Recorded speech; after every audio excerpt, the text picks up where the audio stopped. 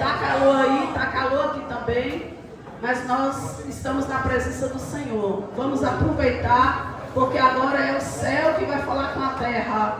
Ainda tem terra sedenta de Jesus? Pai, em nome de Jesus, nós de fato queremos te agradecer. Obrigada, Deus, pelo fôlego de vida, Senhor. Meu Deus, pelos livramentos. Cadê a igreja que ora? O altar que tem oração, que tem gratidão, tem recompensa. Nós queremos expressar nossa gratidão, nosso louvor. Nós queremos colocar o nosso coração no altar do Senhor nessa tarde, dizer que nós somos totalmente dependentes do Senhor. Nós somos vasos de barro, e se o Senhor quiser quebrar, que quebre, mas que nós estejamos em tuas mãos, que o Senhor possa refazer. É tarde de conserto, é tarde de reconciliação, é tarde de unidade, é tarde de adoração.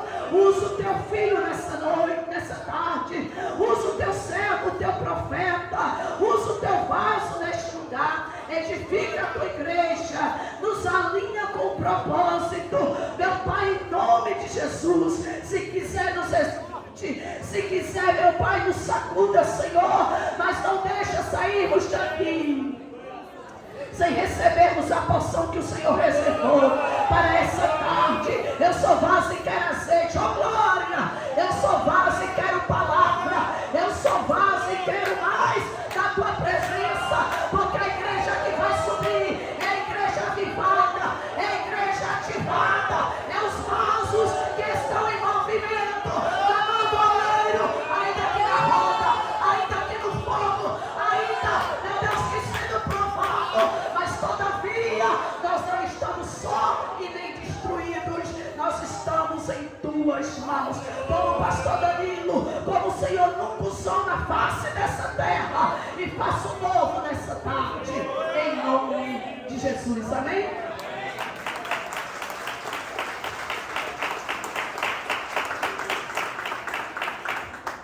A paz do Senhor, irmãos. Amém. Pode sentar, por gentileza. Glória a Deus. É uma satisfação imensa, queridos, estar aqui nesta tarde para poder pregar a palavra de Deus, para compartilhar das Escrituras Sagradas com vocês. Já estivemos hoje pela manhã aqui na igreja e foi uma bênção. Nós aqui estivemos dando algumas orientações e falando acerca desse tema tão relevante, que é falar para pastor e falar para esposa de pastores, falar sobre princípios que vão ajudar a igreja do Senhor a avançar ainda mais. Estou muito feliz por conta do grande crescimento desta obra. Oh, irmãos, é uma coisa linda nós vermos a obra de Deus avançando, o povo de Deus crescendo, né? A alma sendo rendidas aos pés do Senhor Jesus, e sobretudo ver cada uma das apresentações dos irmãos. Eu tenho certeza que nosso Deus se agrada demais do céu ao ver tanto zelo pela casa do Senhor, tanto zelo pela casa de Deus. Amém.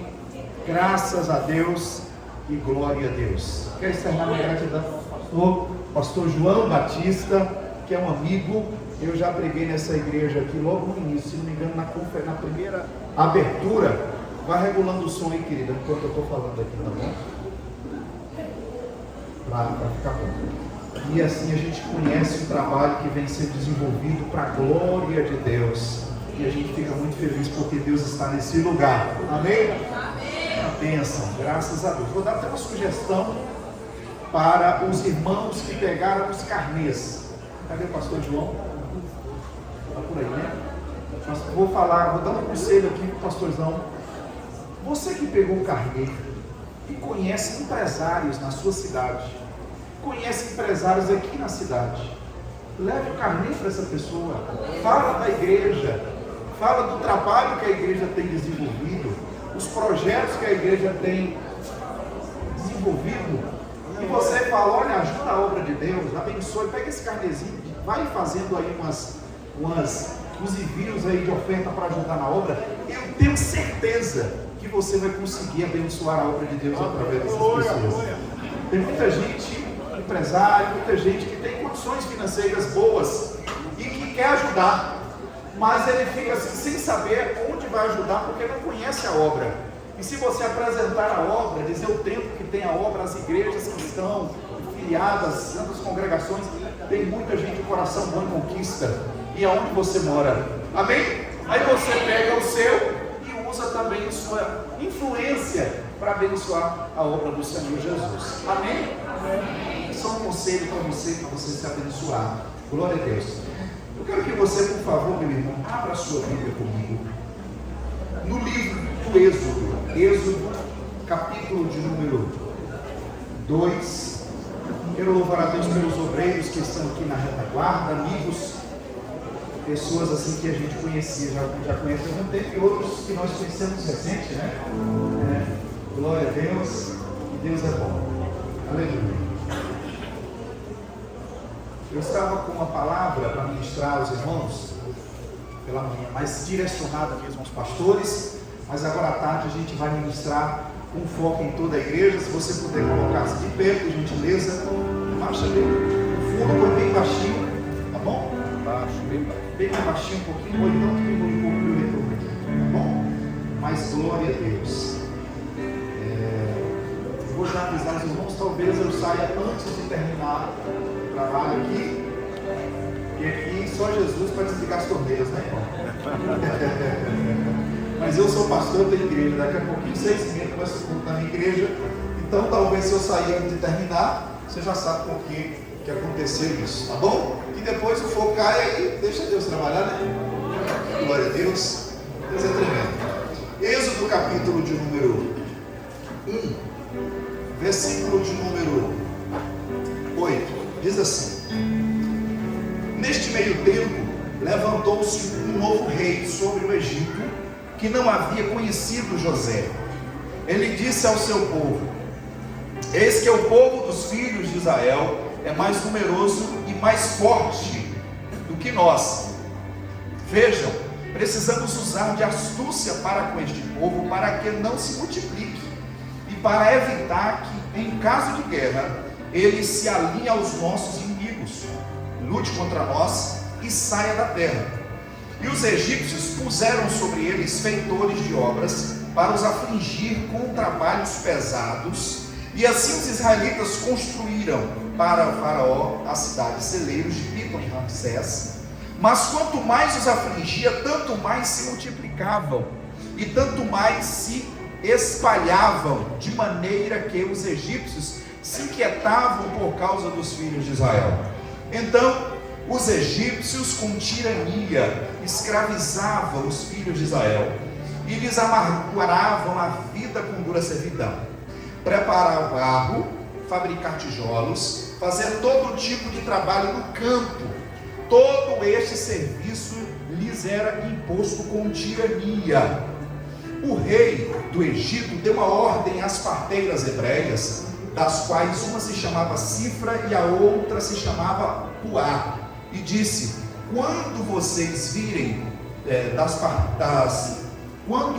servirem de parteiras às mulheres hebreias, verifiquem se é menino ou menina. Se for menino, matem. Se for menina, deixem viver. As parteiras, porém, temeram a Deus e lhes fizeram o que o rei do Egito lhes havia ordenado. Pelo contrário, deixaram viver os meninos. Então o rei do Egito chamou as parteiras e lhes perguntaram: por que vocês fizeram isso e deixaram viver os meninos? As parteiras responderam a Faraó: é que as mulheres hebreias não são como as egípcias, são vigorosas e dão à luz antes que as parteiras cheguem. E Deus foi bom para as parteiras, e o povo aumentou e se tornou muito forte.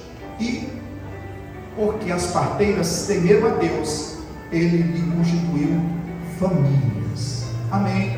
Amém. Pode sentar, meu irmão, por favor. Pode baixar um pouquinho mais o som, por favor, aqui, por gentileza, ao fundo. Só o fundo, tá bom? Glória a Deus.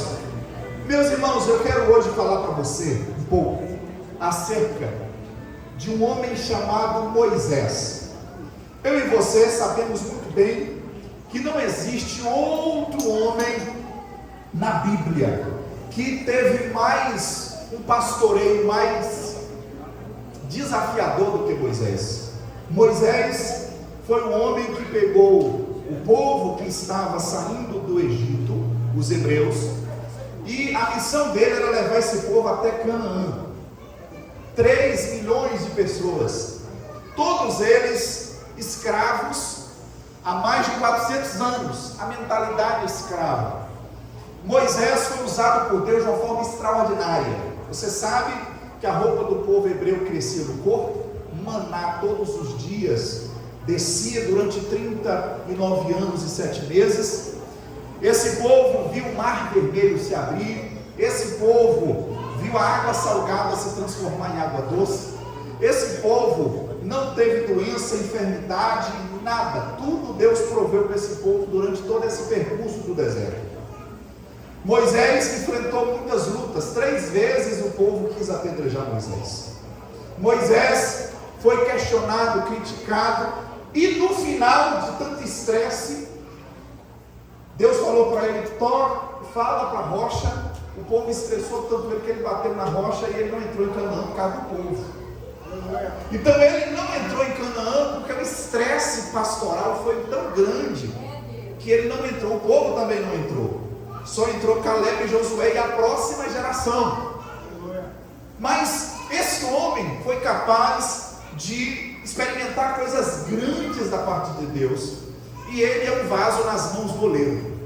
E como o tema nosso hoje é como vaso nas mãos do oleiro, eu quero usar a vida pastoral de Moisés, principalmente o início da sua vida, para mostrar para você que a obra de Deus, o ministério que você desenvolve, o chamado que você desenvolve, e você está na obra de Deus. Tudo está nas mãos de Deus. E não vai haver nada que possa impedir, interferir o que Deus começou na sua vida. E Moisés é o exemplo disso. Moisés é o exemplo disso. Essa história que eu acabei de ler para vocês, no capítulo 1 do livro de Êxodo, mostra claramente que José, juntamente com todos os seus 70 familiares, foram para o Egito. Ficou lá no início daquela dinastia de José. E depois disso José morreu, os amigos de José morreram, os faraós que conheciam José e a sua história morreram. Entrou um faraó que não conhecia José e nem tampouco a sua relevância no Egito, e aí acabaram entrando faraós que ficou se sentindo ameaçado com o crescimento do povo hebreu, porque o povo hebreu estava crescendo demais. As mulheres hebreias eram férteis e elas tinham 3, 4, 5, 10 filhos, enquanto o egípcio tinha 1, 2. E aí isso foi ameaçando os faraós, de tal forma que eles pensaram da seguinte forma, conforme o texto diz para nós, que eles disseram: esse povo está ficando mais numeroso do que nós egípcios. Se esse povo quiser tomar o Egito daqui a um tempo, eles vão conseguir tomar o Egito. Então nós precisamos começar a impedir o crescimento desse trabalho, dessa obra, desse povo hebreu. E quais foram as estratégias que Faraó utilizou para tentar parar o crescimento do povo hebreu? E talvez essas mesmas estratégias que Faraó utilizou naquela época também é usada pelo nosso inimigo, o inimigo da nossa alma, o inimigo da igreja, o inimigo da família, o inimigo do povo de Deus, que é Satanás. E nós precisamos ficar atentos, porque Deus quer que a obra continue crescendo. Deus quer que os ministérios continuem crescendo. Deus quer que o povo de Deus prospere e avance. Mas Satanás, sempre quando vê a obra de Deus avançando, ele vai tentar fazer algumas coisas para tentar paralisar você e a obra que ele te entregou. Mas nessa tarde eu vim como profeta de Deus para abençoar você com algumas informações que vão detectar o que o inimigo está tentando fazer para ser desbaratado no nome de Jesus. Amém? A primeira coisa que Faraó teve de projeto para tentar paralisar a obra está no versículo 11 do capítulo 1. Ele disse assim: e os egípcios puseram sobre eles feitores de obras para nos afligir com trabalhos pesados. Primeira coisa que o faraó fez foi: vamos pegar esse povo e vamos pôr esse povo para trabalhar, para ficar cansado, para ficar sobrecarregado, de tal forma que esse povo não consiga ter tempo mais para Deus. Vamos colocar esse povo para trabalhar, ou seja, os escravos começaram, eles não eram escravos, eles eram livres no Egito, mas começaram a botar eles para trabalhar. Eles ainda não eram escravos nesse tempo, colocaram eles para trabalhar muito, até pagar talvez até mais. Eu vou te dar mais dinheiro, mas eu vou colocar você para ganhar dinheiro, mas você tem que trabalhar mais, para não ter tempo de ficar com a família, desfrutar da família e não conseguir pensar, estar cansado, fadigado. Então a primeira coisa que o inimigo faz para tentar atrapalhar o avanço da obra é talvez colocar embaraços que você talvez tenha alguma vantagem financeira, mas que vai te afastar da obra de Deus. Talvez uma mudança de serviço que vai interferir você de estar nos cultos e fazendo a obra de Deus. Talvez sobrecarregado de tal forma na obra, no trabalho, que você não vai ter ir para a igreja com aquele fervor, aquele dinamismo, aquele entusiasmo, porque você está cansado. E aí você começa a achar mais interessante o sofá, o descanso, do que vir à igreja na casa do Senhor. A estratégia de Faraó foi essa, ele continua usando isso hoje.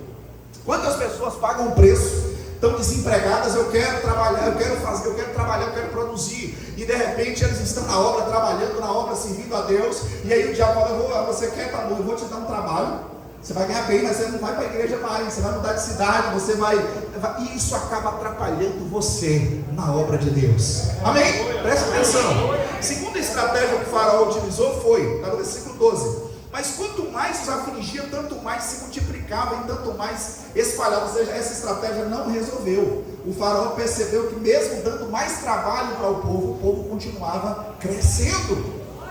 E o que ele fez agora? Diz no versículo 13: então os egípcios, com tirania, e agora eles já usaram a força, aí agora eles decidiram: agora nós vamos escravizar.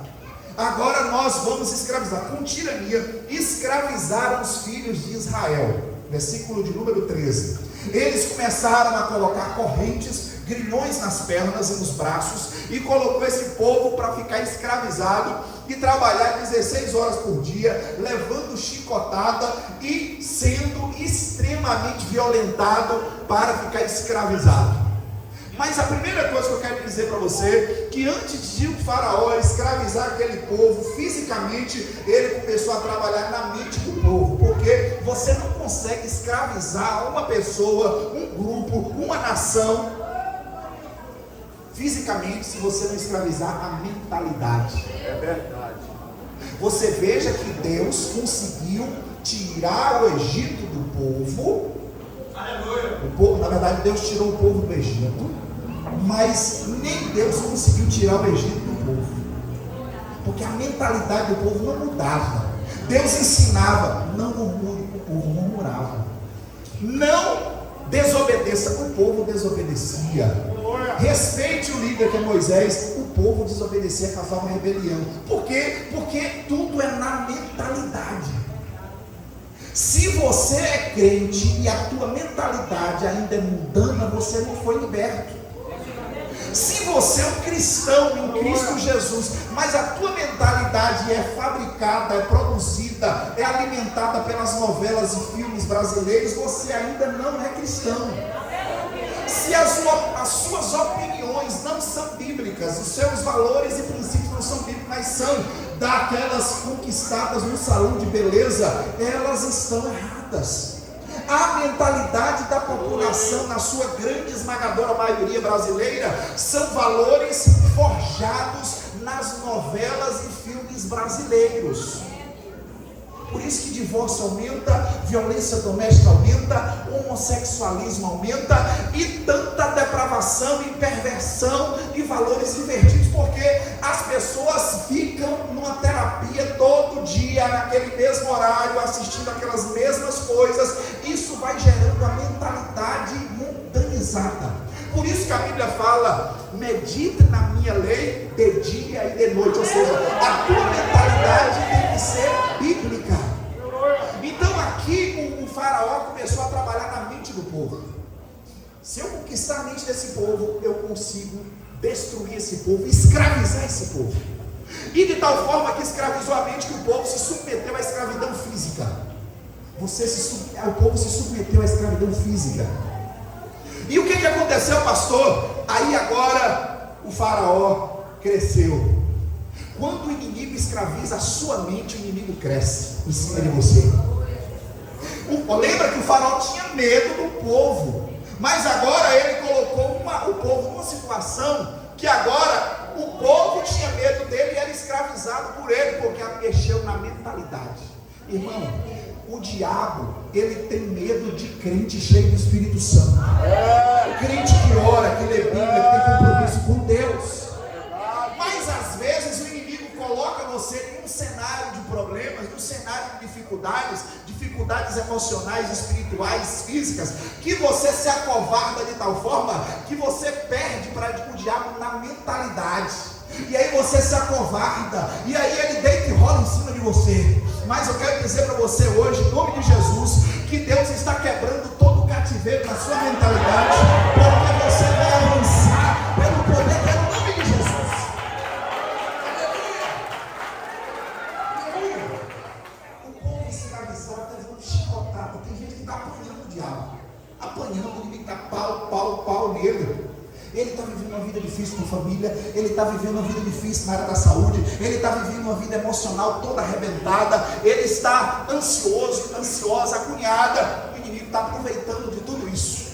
Mas eu quero dizer para você que Jesus hoje me trouxe aqui para abençoar você. Aleluia, aleluia.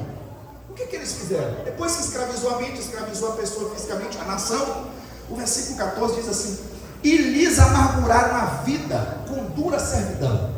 Olha a estratégia de Faraó: vou amargurar a vida desse povo.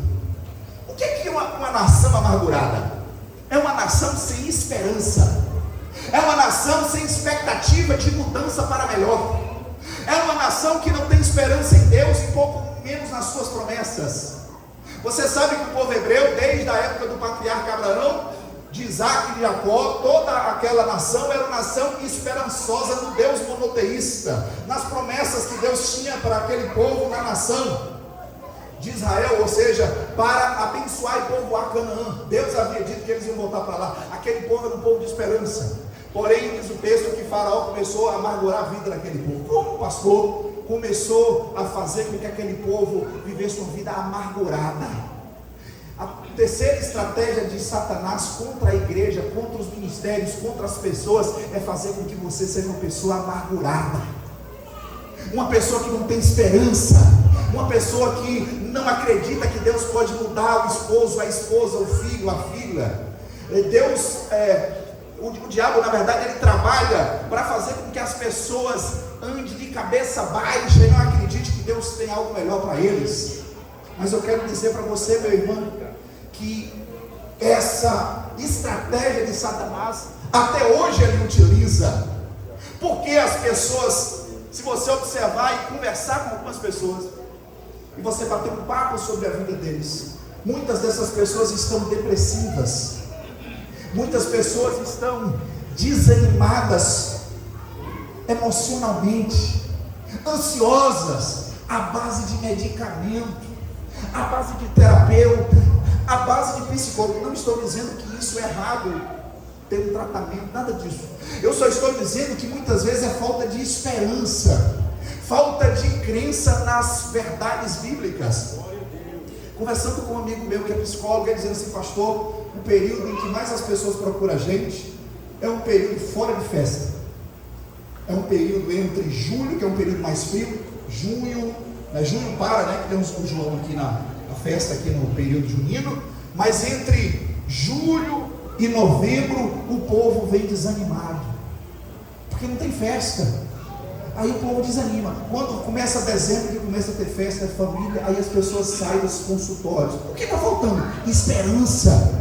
Nossa esperança não é medida pelo João, ou pelo período de junino, ou pelo período de carnaval, ou pelo período de celebração no final de ano. Nossa alegria é Jesus Cristo de Nazaré. Ele é a nossa alegria, a nossa felicidade, e Ele é o ano todo que tem. graça, a sua presença, o seu poder. Então aqui, o povo era um povo que estava amargurado, amargurada. Aleluia. Deus não quer ver você amargurado, meu irmão.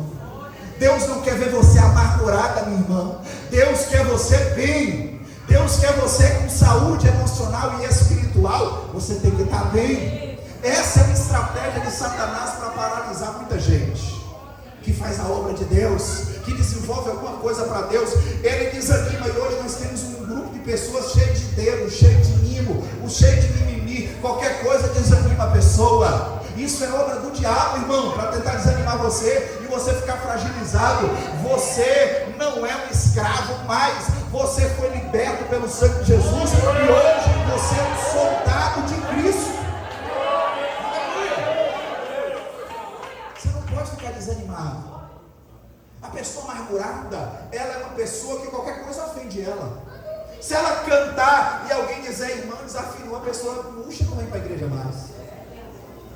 Se a pessoa, ela tem um esposo que de repente não é cristão ainda, não converteu nos seus primeiros 3, 4 meses que ela é crente, ela desanima, ela, o pastor não vai converter, mas continua orando. Eu tenho um irmão da minha igreja, que ele foi alvo das orações durante 18 anos da sua esposa. Sua esposa orou por ele 18 anos, ele chegava bêbado em casa, cantava no barzinho. E ela na igreja, e ela orava assim no banco, Deus, meu esposo vai estar comigo aqui hoje, vai estar comigo um dia aqui na igreja. 18 anos depois ele converteu, batizou hoje e canta lá na igreja. Adora Jesus. Porque ela o quê? Decidiu não ser amargurada, mas crê que Deus pode fazer um milagre. Às vezes é o seu filho, sua filha, uma situação que você está vivendo, e você, ao invés de ficar amargurada, não deixe o inimigo te oprimir nisso, se levante como uma ungida de Deus e diz assim: Satanás não vai me oprimir com isso. Se ele não quer nada com Jesus, eu quero e vou continuar, e Deus vai fazer a obra na vida dele.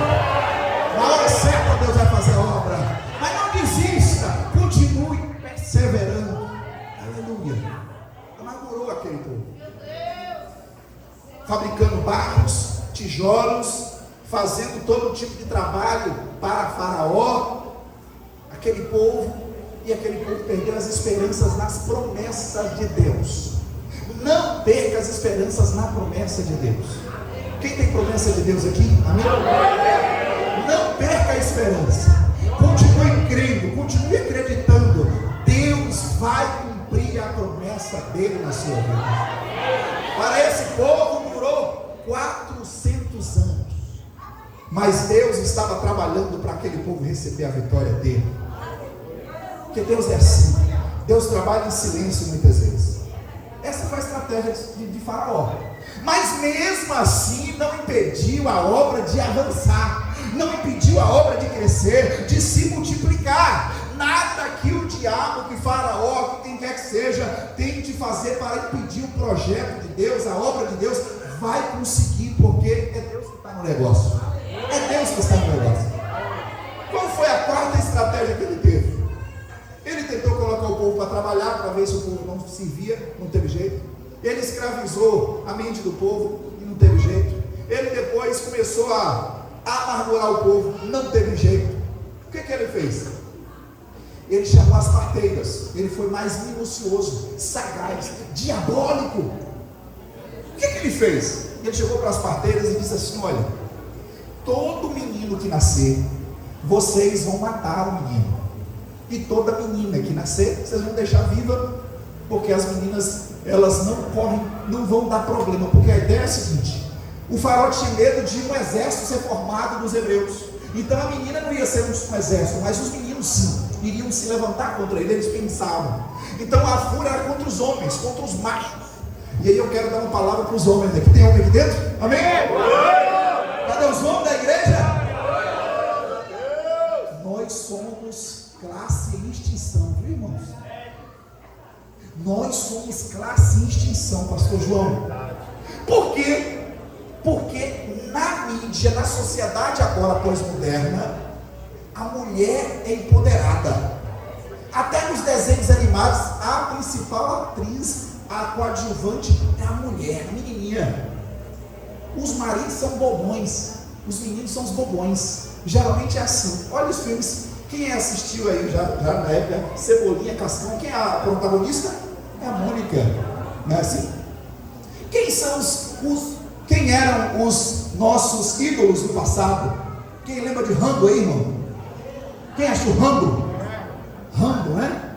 Rambo, aqueles homens, né, que chegavam num local e destruía tudo, aqueles guerreiros, era super-homem, eram homens, era a influência da mídia, do povo do mundo. Eu não estou dizendo que isso é hoje assim, estou dizendo que na época que a gente era novo, era assim, era He-Man, né? Quem era Lion Man? Quem é que lembra nós aí, irmão? Os irmãos lembram aí, tá vendo? Hoje quem é? Se você olhar na mídia, aqueles meninos que são influências para destruir e perverter a masculinidade do homem. Ser homem hoje é um perigo para a sociedade, vai dizer que você é machista. Ele quer que a pessoa seja afeminado. As roupas e os estilos masculinos hoje são feitos por homossexuais para afeminar os homens. E as roupas, né, femininas hoje são feitas para masculinizar a mulher. Porque a ideia é deturpar tudo. E homem está em extinção. Você falar grosso, você ser uma pessoa firme, você ser uma pessoa de determinação, de convicção. Hoje é a coisa mais difícil que tem. Por quê? Porque eles estão querendo destruir os homens. Porque Deus sempre fez e sempre fará a sua obra através de homens cheios do Espírito Santo. Homens de Deus. Homens que assumem responsabilidade. Irmão, coitado das irmãs para namorado hoje.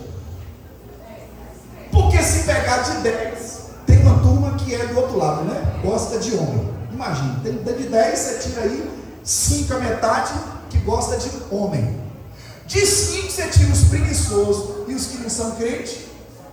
Sobra meia dúzia que é de fiel crente. E tem uns crentes que ainda não é muito trabalhador, aí você que quer viver só de fé. Aí a irmã quer casar, o varão é até bonito, simpático. Aí na hora que você pergunta, o que você quer fazer da vida? Eu quero viver da fé. E os boletos, varão? E os boletos a pagar? Você tem que trabalhar, você tem que estudar. Então, eles querem destruir a família. Tem uns marmanjos com 30 anos dentro de casa, ainda comendo da mãe, a mãe ainda faz comidinho na mão. Né?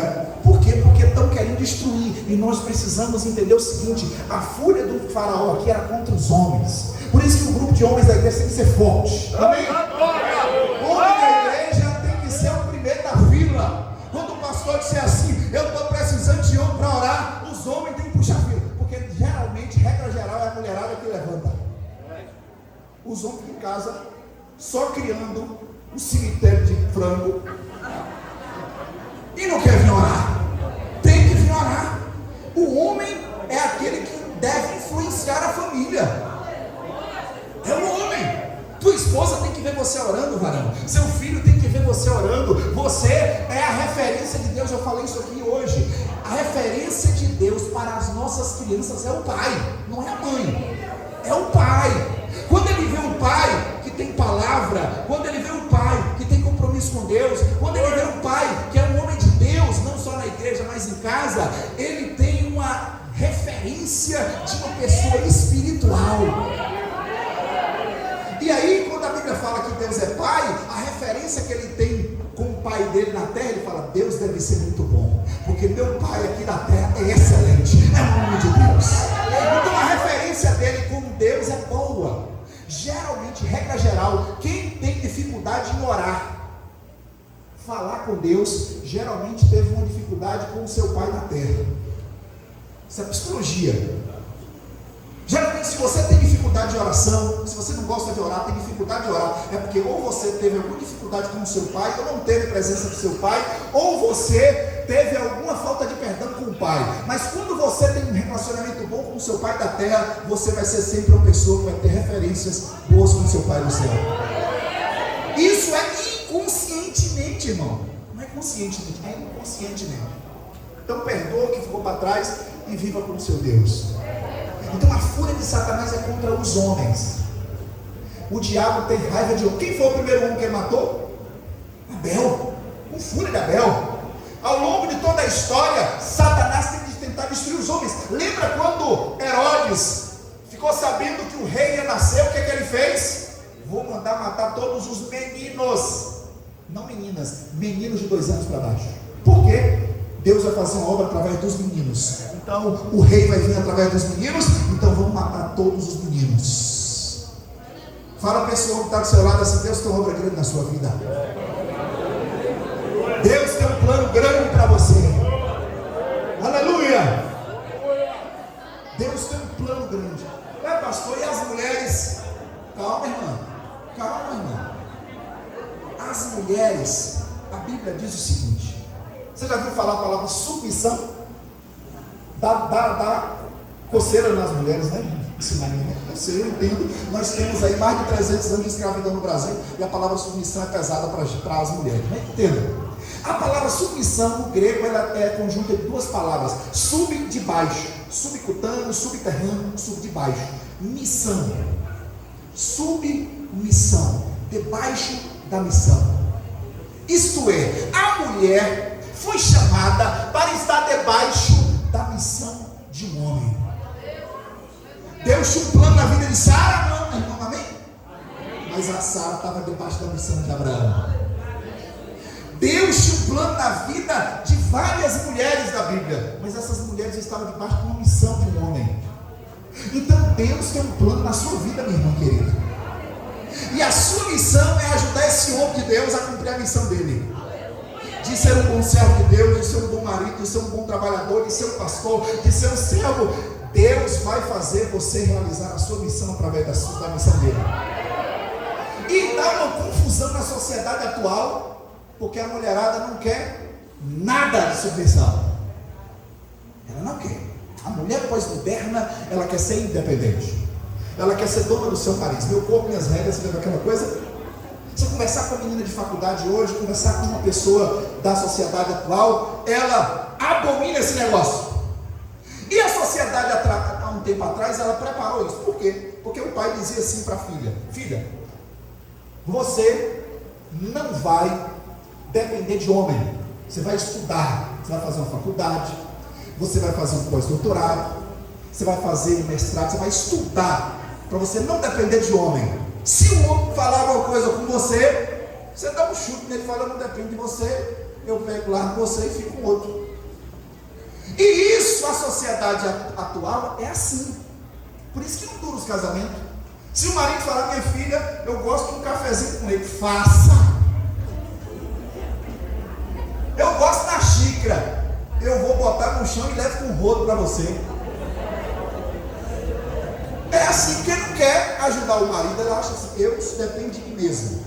Outro dia eu conversando com alguém, ela disse assim: eu não dependo de homem. Eu falei: você sabia que quem construiu esse local que a gente está foi um monte de homem? Essas estradas que a gente anda foi um monte de homem que construiu. As leis que existem no Brasil foram leis feitas por homens. Esse celular que você está, homens colocaram a mão para fazer. Como é que você diz que não depende de homem?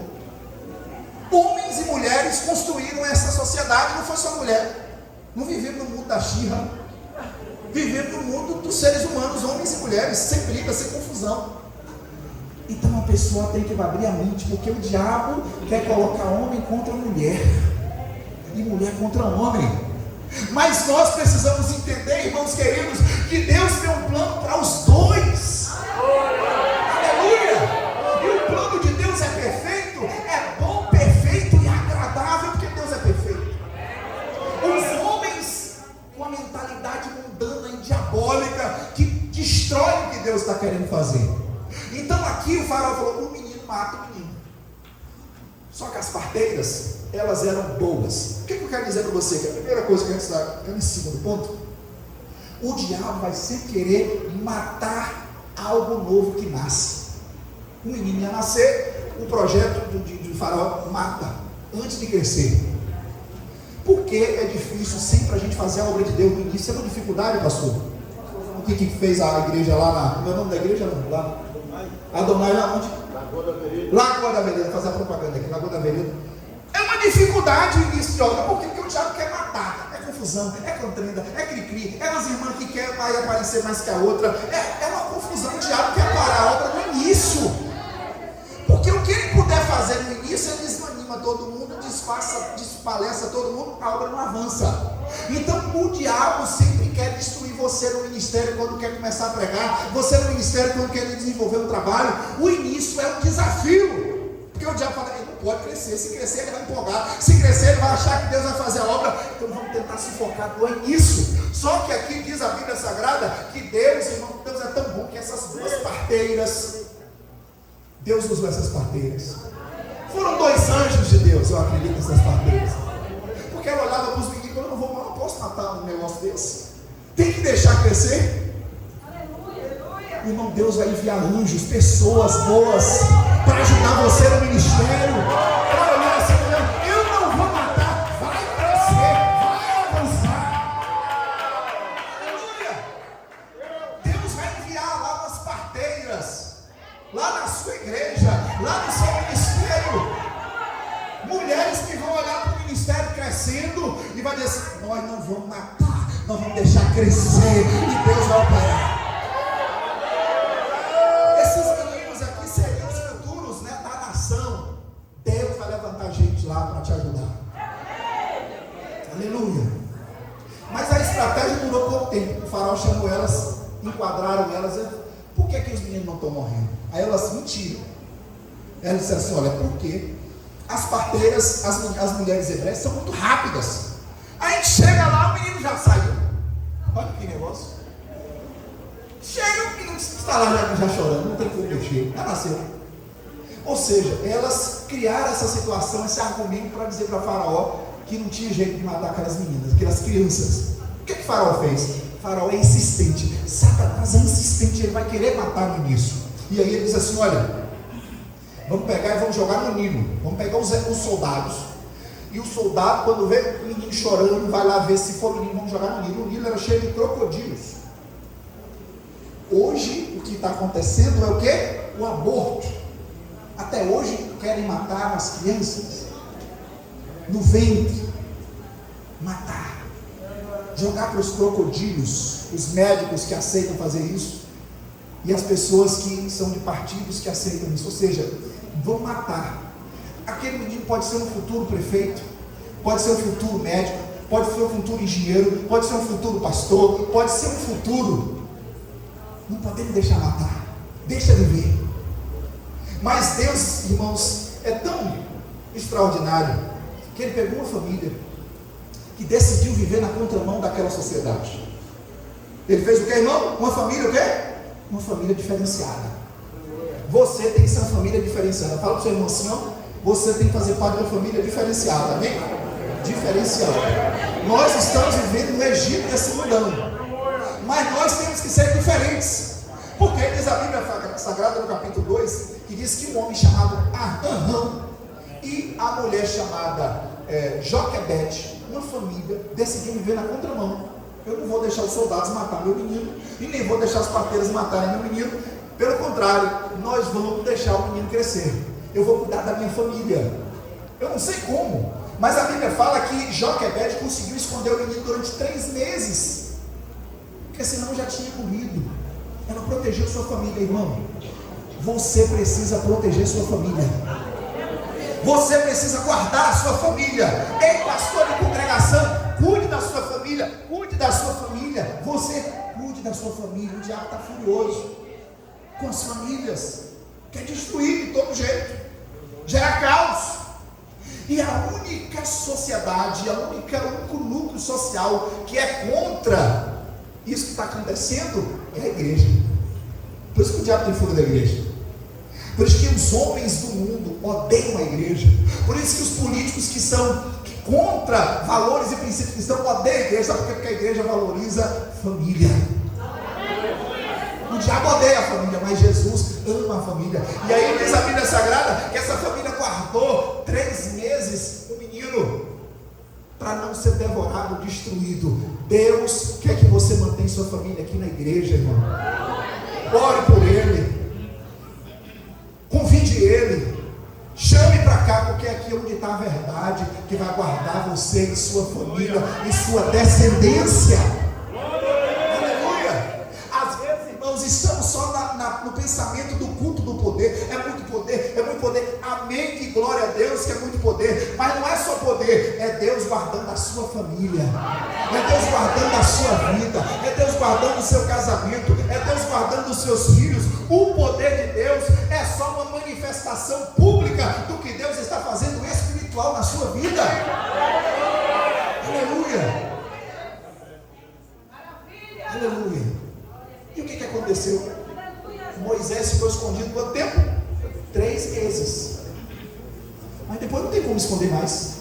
O menino vai ficar grande. E você sabe que menino chora alto, né, irmão? Menino quando começa a engrossar a voz, né? 3 meses, né, Lara? E diz que é um segredo, diz que é assim, diz que menino, quando é bonito, demora para andar. E quando é feio, anda rápido. Você sabia disso, não? Porque diz que menino bonito fica só no colo, a menina não brilha nada. Fica 2 anos com aquele meninão, todo mundo pega daqui, pega. Quando é feio, irmão, ninguém quer, anda ligeiro. 3 meses o menino já está andando. Pergunta para o seu irmão, quantos meses você começou a andar? Olha lá, pergunta ele, quanto tempo você começou a andar? Você começou a andar quantos meses mesmo? Foi rápido que você demorou muito. Né?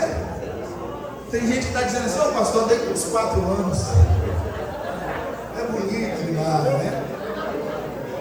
3 meses, o menino fez barulho e aí ela falou assim, eu acho que vai detectar esse menino. Olha a estratégia da mãe. A mãe falou assim, eu vou pegar um cesto, colocar e vou colocar lá no rio para que alguém veja esse menino e cuide desse menino. Coisa linda, irmão, estratégia de Deus. Olha, deixa eu te dar uma estratégia, você que é mãe, você que é de família. Deus vai te dar uma estratégia para esse ministério não morrer. Deus vai te dar uma estratégia para esse ministério não morrer, para essa obra não parar, para esse projeto que Deus tem na sua vida não parar. Ela tem uma estratégia, a mãe, não foi o pai, foi a mãe. Vamos colocar ele no cestinho de junco e vamos colocar na borda do rio Nilo. E aí ela sabia que a filha de Faraó ia lá tomar banho. Irmão, estratégia linda de Deus. A filha de Faraó foi lá tomar banho e viu o menino. E sabia que era de algum hebreu, mas de alguma forma diz a Bíblia que Moisés era bonito. Eu não sei se menino bonito consegue ter identificação com 3 meses, porque para mim tudo parece um joelhinho quando nasce, não é tudo do mesmo jeito. Mas 3 meses que a mulher olhou e ficou encantada e decidiu adotar aquele menino. Deus puro, irmão. Quando Deus te dá uma estratégia, vai dar certo. Não importa a loucura que seja, Deus vai te dar estratégia. E diz a Bíblia Sagrada que a Miriam, que era irmã de Moisés, estava vendo a cena, encostou e falou para aquela mulher, olha, você vai precisar de uma ama para cuidar desse menino, porque você não tem leite. Eu conheço alguém, olha a Miriam, esperta, viu, irmão? Chegou, chamou, aí falou com ela, falou, pode trazer essa ama de leite. Chamou a própria mãe de Moisés e veio e falou assim, você tem leite? Tem leite de sobra. Crente muito mais, só come cuscuz e, né? Tem leite pra caralho, arrebentando, né, irmão? Você é da época do cuscuz, irmão? Não tinha mucilão na época das irmãs antigas, não? Mucilão, esse negócio, né? Não, era na base do cuscuz e requeijão, pra dar leite, né? Na época dos fraldão que colocava aqueles, como é o nome, irmão? Daquele grampo assim que pingava no menino, broche, uns broches com cara de gatinho. Aquele negócio de vez em quando furava o menino, porque é fralda, e ficava aquelas fraldas assim na varanda da casa. Hoje é tudo na base da fraldazinha, né, descartada, mas na época era assim, irmão. Moisés recebeu uma bênção tremenda desde sua infância, porque Deus era com ele. Ele era um vaso nas mãos de Deus que Deus ia usar. E o que aconteceu, pastor? Diz a Bíblia Sagrada que a mãe de Moisés recebeu um salário para cuidar do próprio filho, e o menino não morreu. O menino que estava ameaçado de morrer, Deus, porque tinha uma obra na vida daquele rapaz, daquele menino, daquele bebezinho, fez com que a filha de Faraó pagasse o salário e ela vivesse, criasse aquele menino até desmamar. Olha que coisa linda. E o desmamar não era como aqui a gente entende. O desmamar na época egípcia era saber se limpar, se vestir, tomar banho. Era por volta dos 10, 11 anos. Então ela conviveu com seu filho durante muito tempo. Olha que Deus lindo. Quero dizer para você, irmão, que Deus vai cuidar do projeto que Ele tem na sua vida. Esse projeto não vai morrer. Esse projeto vai dar certo. Porque é de Deus. Moisés foi guardado por Deus para um projeto maior que Deus tinha lá na frente. E eu quero dizer para você que Deus tem um projeto grande na sua vida. E você é como um vaso nas mãos desse oleiro. Você não é um acidente, meu irmão. Você nasceu para dar certo. Moisés teve um início difícil, uma infância complicada, porque ele nasceu nessa turbulência aí de leis contra o homem, contra a criança, contra a família, contra uma série de coisas. Mas Moisés vingou e Deus usou Moisés. Então eu quero dizer para você que a mesma coisa vai acontecer com a Adonai. Amém? Amém. Você que é família Adonai. Talvez alguém falou, vai dar errado, não vai dar nada certo, não vai vingar. Talvez coloque uma obra, não vai vingar. E Deus está dizendo, vai vingar. Porque Deus, quando Ele inicia a obra, Ele conclui a obra que Ele inicia. E eu quero orar por você. Eu quero que você se coloque de pé agora, para a gente orar. E eu quero que você coloque diante de Deus esse projeto que você tem.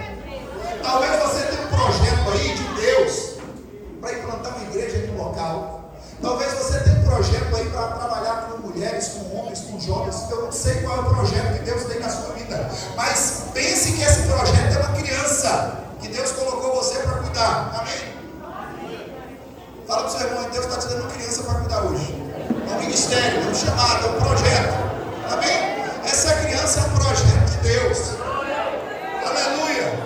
Deus vai te dar essa criança para você cuidar. E tem gente aqui que já abandonou a criança. Deus está dizendo, pega a criança de volta. Pega a criança de volta em nome de Jesus. Eu estou falando sério, é coisa de sério. Fala para você, não bota no dedo de profeta. Pega a criança que você jogou fora.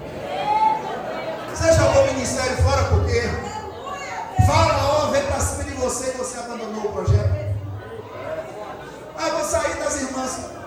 Volte para onde Deus te colocou. Ah, eu não vou mais trabalhar com tal área. Volte para onde Deus pega o menino e volta.